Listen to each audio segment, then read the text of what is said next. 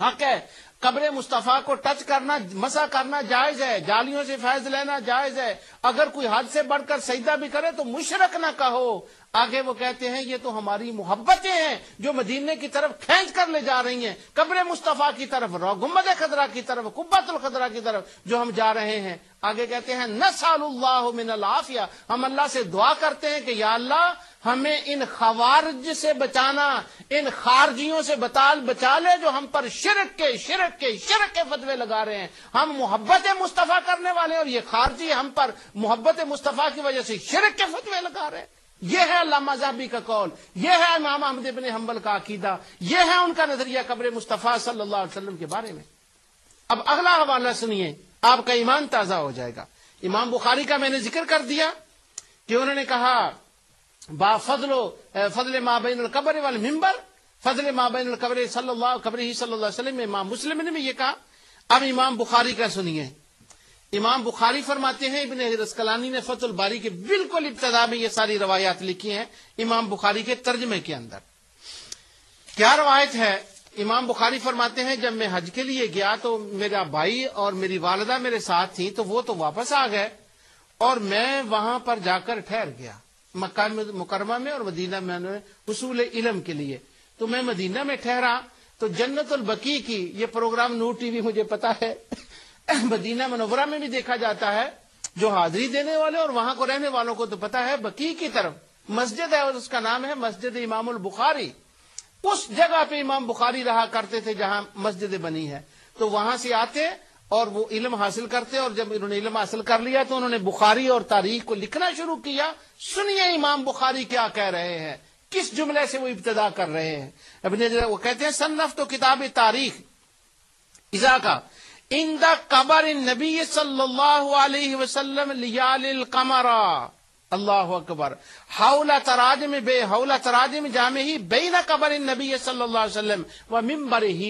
امام بخاری کہتے ہیں جب میں نے تاریخ لکھنے کا ارادہ کیا تو میں قبر مصطفیٰ کے قریب بیٹھ گیا اور میں نے بخاری کے جو اجزاء لکھے وہ قبر مصطفیٰ کے پاس بیٹھ کر لکھے، اور جو میں نے تاریخ تصنیف کی وہ چاند کی چمکتی ہوئی راتوں میں نے قبر مصطفیٰ کے پاس بیٹھ کر لکھی. سبحان اللہ. اور جو بخاری کے تراجم لکھے وہ منبر اور آقا کی قبر کے درمیان، ان کی گھر کے درمیان ریاض الجنہ میں بیٹھ کر لکھے. اگر وہ یہ کہہ دیتے کہ میں نے مسجد نبوی میں بیٹھ کر لکھے تو کیا ہوتا، اس سے کیا فرق پڑ سکتا تھا. لوگوں سن لو، بخاری کہنا اور بات ہے اور بخاری والا عشق رکھنا یہ اور بات ہے. بخاری کا نام تو ممکن ہے کسی اور کے حصے میں آیا ہو، لیکن قبروں کا احترام کرنا، گنبد خضرا کا احترام کرنا اور جو قبۃ الخضرا کا احترام کرنا، مصطفیٰ کی محبت، قبر مصطفیٰ کی محبت، یہ ہمارے حصے میں آئی ہے. انشاءاللہ اس پر میں تفصیل آگے چل کر بھی بیان کروں گا کہ کتنی قبر مصطفیٰ سے محبت تھی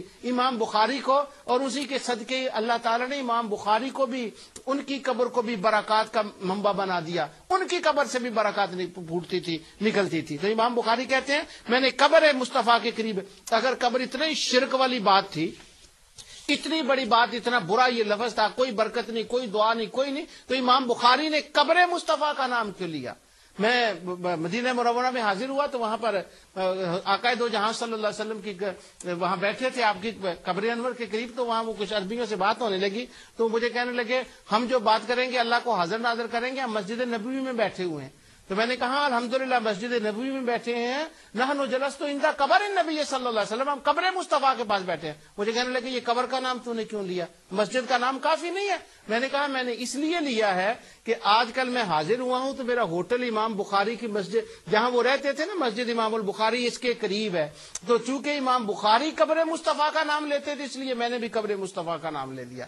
خیر وہ خاموش ہو گئے، ان کو اعتبار نہیں آ رہا تھا کہ ایسا ہوگا.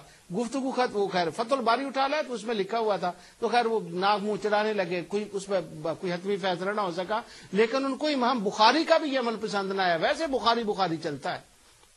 اب میں ٹائم تیزی سے گزرتا جا رہا ہے تو آقا دو جہاں صلی اللہ علیہ وسلم کی قبر انور جہاں سے افضل ہے وہ بابرکت ہے، وہاں برکتیں نازل ہوتی ہیں، برکت کا وہ ڈیپو ہے، پھر کائنات میں وہ برکتیں تقسیم ہوتی ہے۔ تو گنبد خضرا خدا کی رحمت کا نشان ہے، وہ اللہ کی رحمت کے اللہ تعالیٰ کی آیتوں میں سے آیت ہے، سب سے بڑی آیت کبریٰ مصطفیٰ علیہ الصلوۃ والسلام کی قبر انور ہے۔ اب یہاں پر ذرا پھر میں واپس آتا ہوں جو حافظ ابن تیمیہ کا ابتدا میں نے کہا تھا۔ اب حافظ ابن تیمیہ کو سن لیں کہ وہ یہاں پر کیا کہتے ہیں۔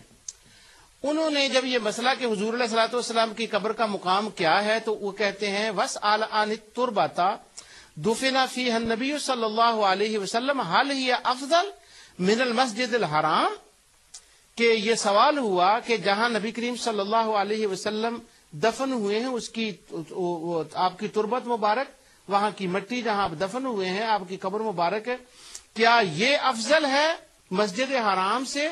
حل یہ افضل من المسجد الحرام، یہ افضل ہے یا نبی کریم صلی اللہ علیہ وسلم کی قبر، آپ کی قبر کی مٹی افضل ہے یا مسجد حرام افضل ہے؟ تو آگے وہ جواب کہتے ہیں فلا عالم احدا من الناس قال انما افضل من المسجد الحرام او مسجد نبوی اور مسجد الاقصی الا القاضی ایاز فذکر ذلك اجماعا۔ وہ کہتے ہیں کہ یہ کہنا کہ آقا دو جہاں صلی اللہ علیہ وسلم کا گنبد خضرا آپ کی قبر مبارک مسجد کعبہ سے افضل یا مسجد نبوی یا مسجد اقصی سے بھی وہ افضل ہے، کہتے ہیں میں نہیں جانتا کہ کسی نے یہ کبھی کہا ہو۔ ہاں قاضی ایاز نے شفا کے اندر یہ کہا ہے، ہاں، اور قاضی ایاز نے یہ بھی ذکر کیا ہے فذکر ذالک اجماعا، تو قاضی ایاز کہتے ہیں پوری امت کا اجماع ہے کہ قبر مصطفیٰ سے بڑھ کر شان والی چیز کائنات میں کوئی نہیں ہے، اس کے اوپر پوری امت کا اجماع ہے۔ تو حافظ ابن تیمیہ کہتے ہیں مگر مجھے اس سے اختلاف ہے۔ ہاں لیکن دیکھیں حق کیسے نکلتا ہے، یا رب العالمین تیری شانیں بہت بلند ہیں۔ آگے پھر وہ کہتے ہیں کہ دو جھگڑنے والے میرے پاس آئے